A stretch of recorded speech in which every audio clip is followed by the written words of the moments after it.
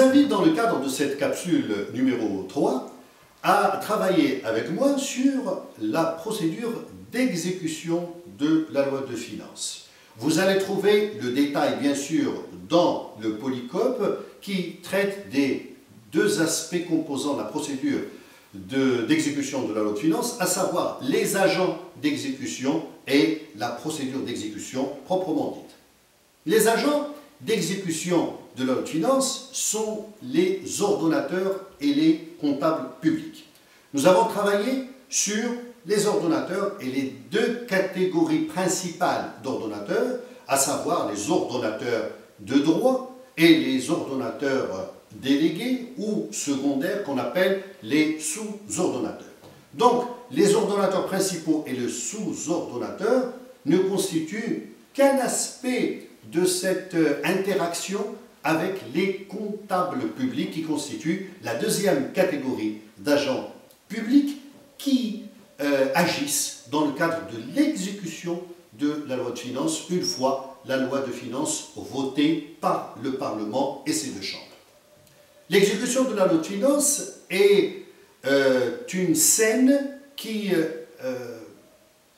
distingue deux champs de pouvoir et d'attribution, le champ des comptables et le champ des ordonnateurs. L'ordonnateur engage, exécute et liquide et ordonnance toutes les dépenses de l'État et les recettes de l'État.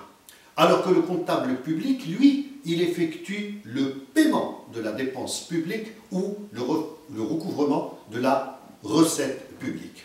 Donc, il y a deux aspects très importants. Quand on parle de comptable public, on parle de la liste qui est détaillée dans le polycopier, depuis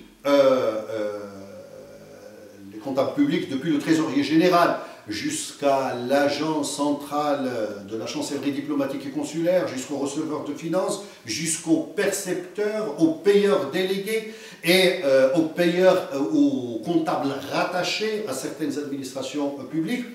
Toutes ces catégories de comptables agissent dans le cadre de l'exécution correcte des finances publiques, dans le cadre du respect des deniers publics et de la légalité. Les ordonnateurs se composent de deux catégories, les ordonnateurs principaux et secondaires, les sous-ordonnateurs, qui engagent. Donc, il y a déjà la première étape dans la procédure d'exécution de la dépense publique, à savoir l'engagement, la liquidation, le mandatement ou l'ordonnancement et le paiement qui relève de la compétence des comptables publics. Quand il s'agit de la recette publique, les ordonnateurs reviennent pour établir l'assiette, ce qu'on appelle l'assiette, c'est-à-dire comment déterminer les personnes imposables et la matière imposable. En plus de cela, établir la liquidation, c'est-à-dire les calculs relatifs à la recette publique. Tout doit être minutieux et arriver à la troisième étape qui est le recouvrement. Face au paiement pour les dépenses publiques, il y a le recouvrement de la recette publique, des deniers de l'État pour, bien entendu, booster le trésor public afin de couvrir et d'assurer la dépense publique dans toute son ampleur.